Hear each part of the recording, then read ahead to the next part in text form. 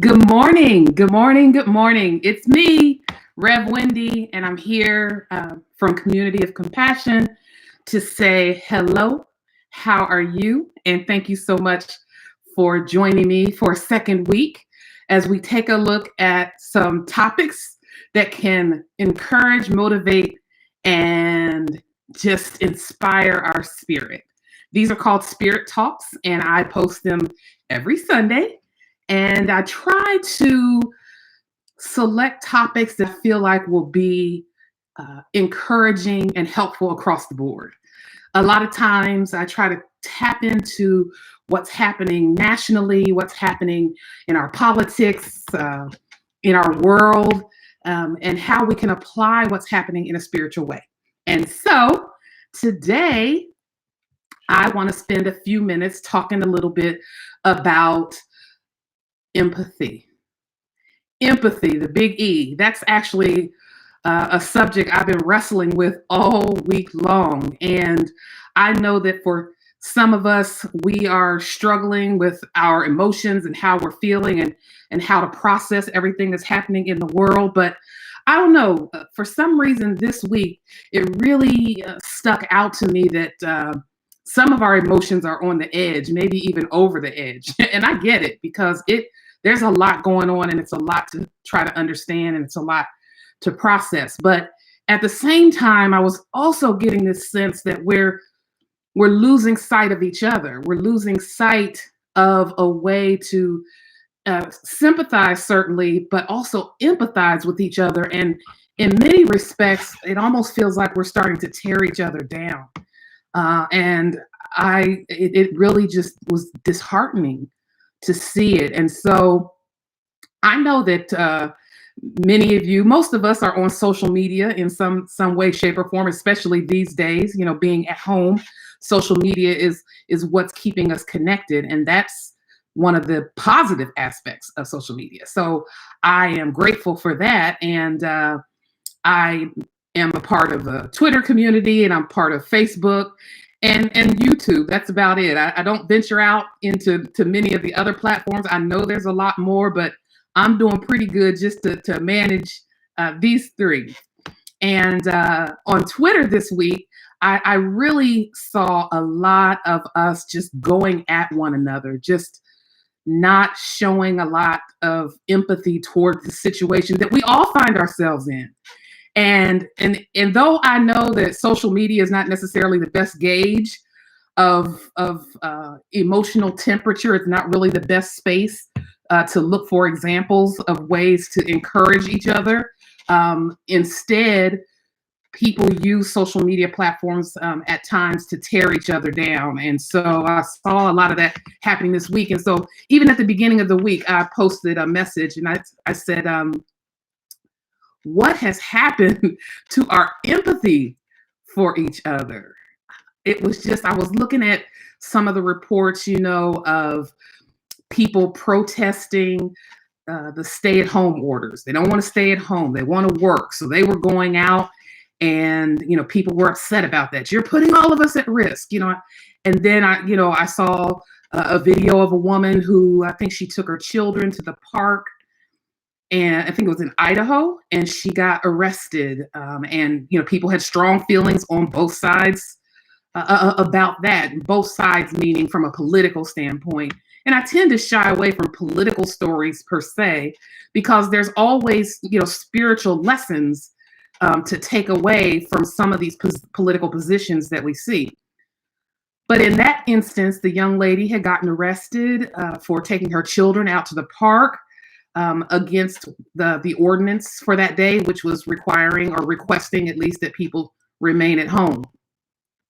And then you also saw people criticizing each other for their choices that they were making while they were at home. I mean, a lot of our home lives have been broadcast on social media. So you might see some people exercising or some people playing games or just doing different things to pass away the time.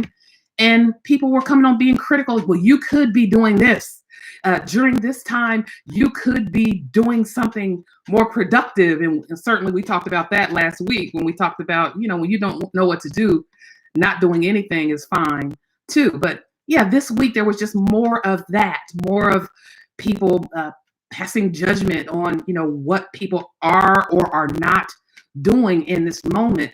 And for me, it really began to just touch my heart because I feel like this is actually a time where we can be celebrating one another and we can be celebrating what we're choosing to do or to not do. That in this moment in time, in this political climate, in this global pandemic climate, this is really an opportunity for us to be much more supportive and much more understanding of each other, because in many ways we are in the same boat.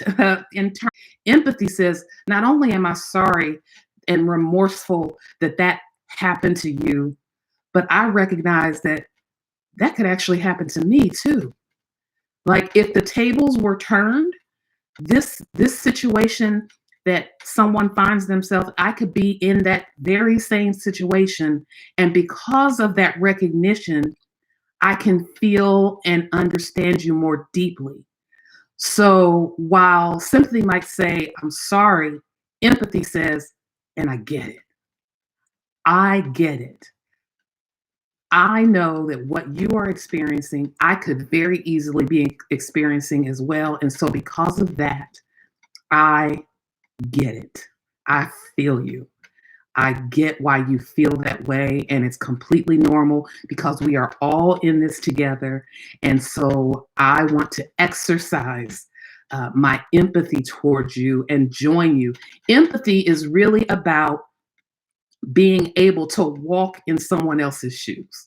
I mean, to literally visualize yourself being in a same situation or in the same boat with someone going through that same thing, experiencing it perhaps the way that they are, and having, therefore, more understanding, more compassion, and more grace towards someone who is having a tough time. That's what empathy is, and that's what this time in our history is both calling for and giving us an opportunity to cultivate.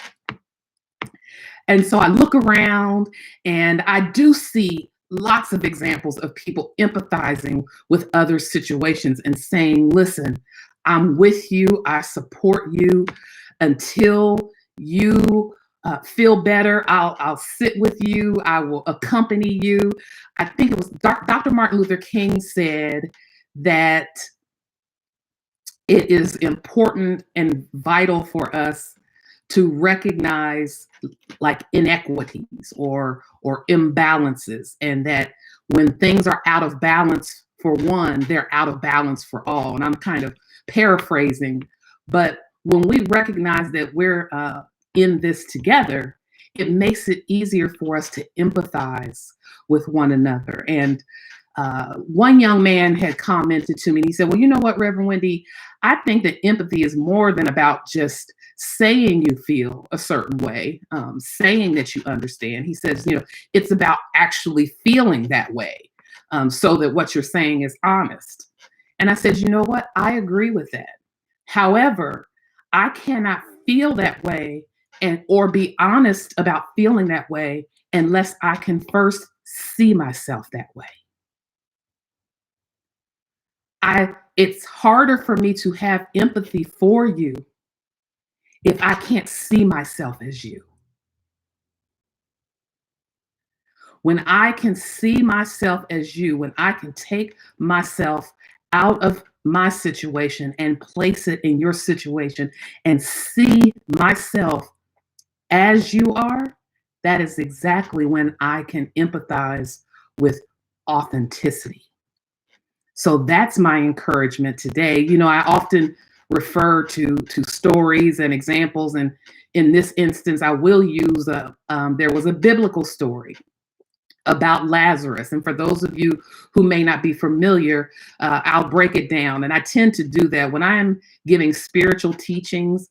I really focus on ways to make them most practical, so that those who may not be familiar with Bible or other religious texts can understand the lesson.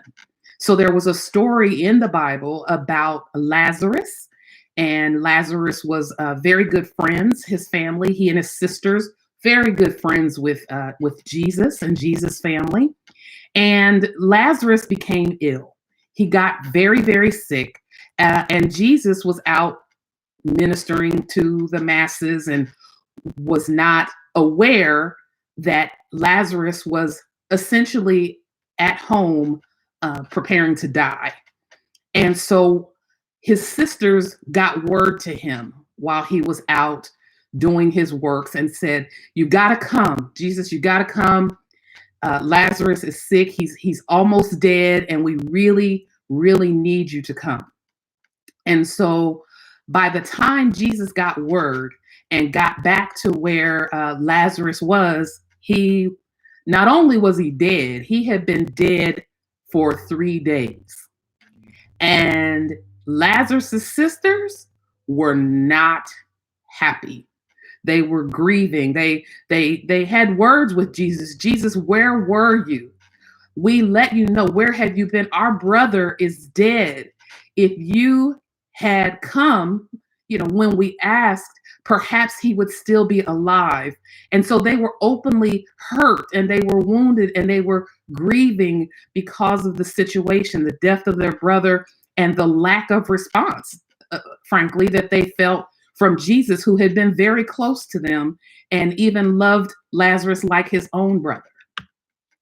So in that moment, Jesus looked to the sisters, and there's probably one of the shortest Bible verses that's written that a lot of people quote. It says, "Jesus wept." Jesus wept. That means Jesus began to cry.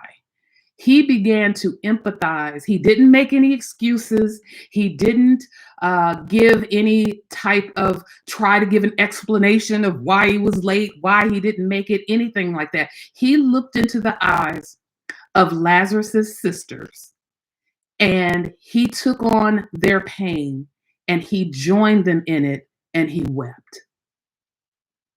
That's what empathy looks like. That's an empathy says, I may not have experienced it directly, but because you're experiencing it and I can imagine what that feels like for you, and I could imagine what that would be like if it were me, I weep along with you. And so that really is my encouragement today, that although social media might not be the best place to cultivate our emotional intelligence, it does give us the opportunity to try.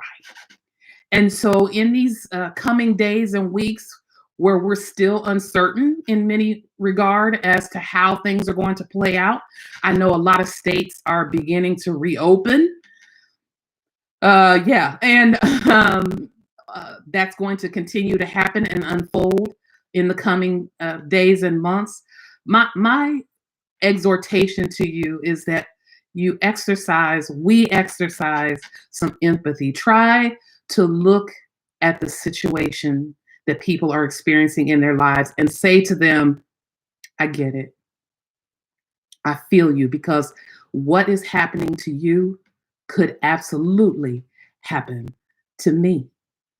It is an opportunity for us to truly walk in another's shoes and do whatever we can to help support them. And so I am encouraged that, as I mentioned before, so many people are actually doing these things. And I see Brother Eric over here who just commented, yes, social media is the wild, wild west, especially Twitter. I'm newer to Twitter, and my daughter tried to warn me, like, Ma, I'm telling you now, when you go on Twitter, it is going to be something else. And she was absolutely right. It is very different than Facebook. Facebook to me is more like kind of sitting back in the living room having a conversation, and Twitter is more like a street fight. Like, it's the survival of the fittest sometimes on Twitter. That's why I attempt to post things that are helpful and motivational and encouraging, and that shed light and try to breathe a little bit of air into a space that can sometimes be and feel quite toxic. So, in closing, I would just ask that you take an opportunity this week to show a little empathy, to not only say to someone, I'm sorry, but to also say, I feel you. I get it. I get it. How can I join with you in getting through it? Because at the end of the day, the only way, it may sound cliche, but really the only way that we are going to get through this time is to get through it together. So I hope that you will take the opportunity to do so. I appreciate you again tuning in. As I mentioned, these Spirit Talks, I will do them every Sunday based on different topics. I also post brief messages during the week on Wednesdays, devotional messages. And coming soon, I'll be adding some other spiritual resources to this channel. But I thank you for tuning in today. I hope this is helpful to you. If it was, I just ask that you push the subscribe button so that you will be made aware when other postings are made. And I thank you again for today. I always like to end with prayer, certainly, because I do believe in prayer. I do believe that prayer changes things and has an impact. So if you are open to prayer, however you find yourselves connecting to God or connecting to that which is bigger than yourself, would you please pray with me? Gracious and loving God, I thank you for today, and I thank you for everyone who is listening now and who will listen later. God, I thank you that we have the capacity for empathy. I'm so grateful that on the inside of each and every one of us, we have been pre-wired to show care for one another, to identify with one another's struggles, to join one another at times that are joyful and at times that are devastating. God, help us to get back in touch with that aspect of ourselves that says to another, I feel you, I see you, I hear you, but I also feel you, and therefore I join you. Empathy is something we could use more of all around the world. So, God, we ask for a special dispensation in our hearts today. Bring us closer together as we continue to navigate this difficult time. And God, let us emerge from this period much more sympathetic, but also more empathetic to one another, being reminded that we all are in it together. It is in all of your holy names we pray. Amen. Thank you all for joining me, and I look forward to seeing you again here next week. Take care.